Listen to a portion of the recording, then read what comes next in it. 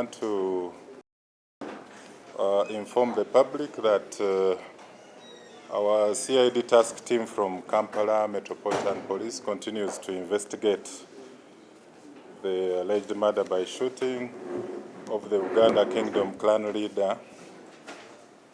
You are all aware, yesterday the 25th of February, around 6 p.m., we registered the tragic incident of the murder by shooting of the one Daniel Bossa Luomwa, others called him Transa, a 72-year-old proprietor of Trans Electrical Company Limited and head of the Ndiga clan in Uganda Kingdom, by assailants who were on a motorcycle with an AK-47. We gave updates on the type of motorcycle called a Haoju type of motorcycle. With the disguised, they are disguised the number plates.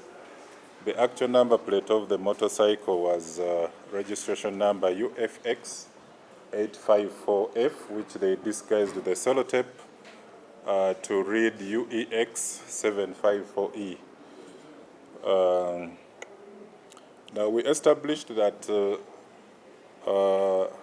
the assailants, who were 3 in number on this motorcycle with 1 gun, first parked in a corner along the road near Lunguja. It is like it was they had already planned and monitored the movement of the victim. So they first parked in a corner along the road waiting for the victim, who was approaching the bend to his home at Chikandwa zone. That is Lunguja parish.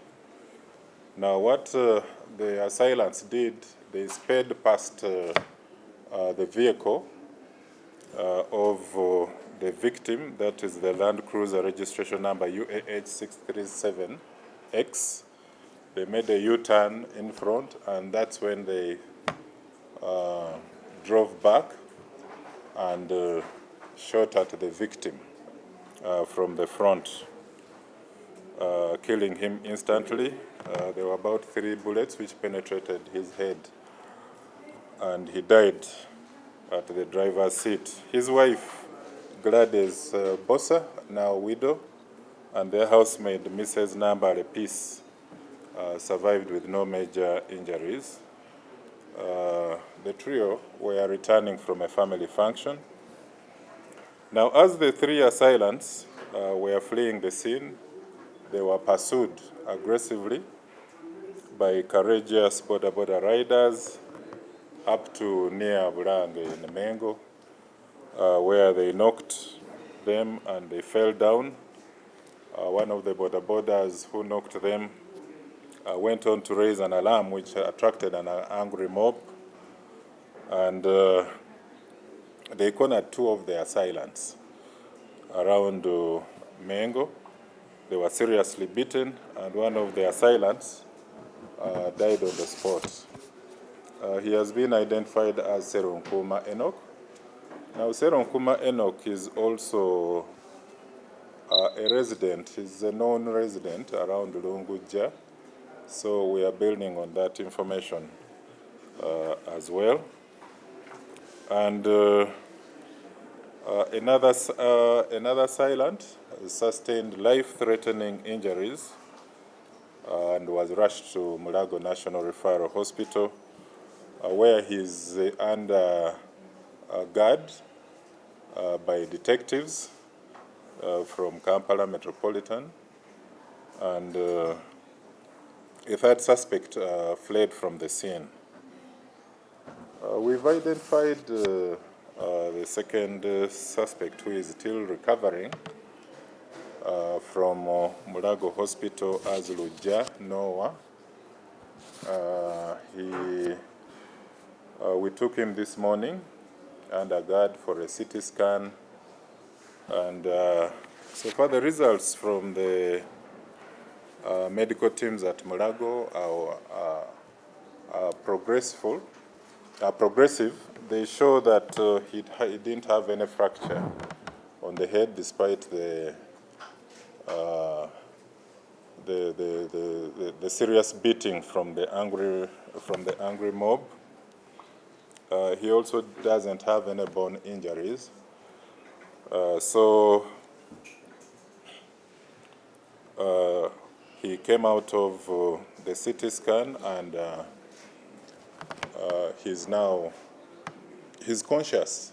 So we expect that our teams will get very good information out of him. Now, we want to inform the public that yes, the investigation, the shooting is still under investigation. At this stage, we have not yet determined the motive. The motive is undetermined, but it appears to be a targeted incident. They only shot at him. None of the family members was injured. None of the members of the community were targeted. So our teams are trying to troll the area, recover CCTV footages, both public and private. And we also recovered the gun yesterday, an AK-47. That's being submitted today to the ballistic expert for them to conduct an urgent trace of the killer gun. We want them to help identify when, where, and to whom this gun could have been allocated. We're also analyzing all pieces of information that are available to us and continue to gather more leads. But I want to thank the community for their vigilance, especially the bodaboda movement, who courageously pursued the assailants under danger, knowing very well that they were armed. It is a testament to good community vigilance and commitment to the neighborhood watch, which we encourage in all communities.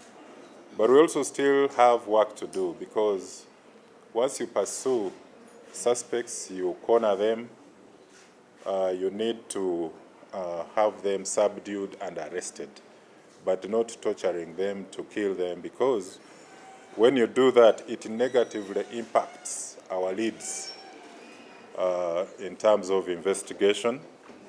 It negatively impacts our ability to establish the motive of the suspects when you kill them, and also to establish the perpetrators. You know, some of these murders where persons, high-profile persons, like the late Daniel, there's always sufficient planning, there's preparation.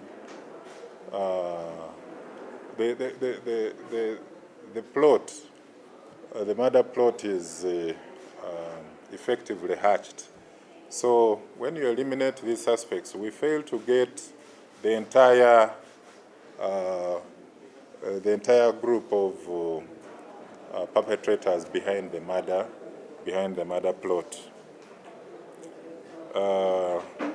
But we want to reassure the public that the available leads that we have so far will help us, will lead us to wherever or whoever was behind the violent attack and murder. We want to extend the deepest sympathies to the Kabaka of Buganda, the immediate family members, friends, relatives, the Ndiga clan, and the residents of Lubaga, Lunguja, where this violent attack and murder actually occurred. So more updates, of course, will be availed in the next briefing.